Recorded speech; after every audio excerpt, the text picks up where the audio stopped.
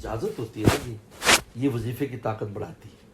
اس آپ دیکھیں کہ مسنون اعمال جو ہیں ان کا کس قدر اثر ہے، کیونکہ پیچھے رسول اللہ کی ذات ہے، حالانکہ وہ چھوٹا سا عمل ہے لیکن اس کے اثرات اس قدر زیادہ ہیں. تو یہ بڑے حضرت والا رحمۃ اللہ علیہ کا اور شاہ ابراہیم الگ رحمۃ اللہ علیہ کا خاص وظیفہ ہے یا قہر والا، اور اس میں ہم نے اتنا عام لوگوں کو کیا ہے کہ لوگوں کے عاملوں سے جان چھوڑ گئی حضرت. اس کی وجہ سے ہمیں یہ جتنے اثرات تھے وہ جب اثرات ختم ہو جاتے ہیں نا تو صرف بیماری رہ جاتی. جب بیماری رہ جاتی تو دوا اثر کرتی ہے اس کو. میں نے حضرت مولانا جہانوی رحمۃ اللہ علیہ سے خود سنا، فرماتے تھے کہ دوا اور مرض میں پردہ حائل رہتا ہے.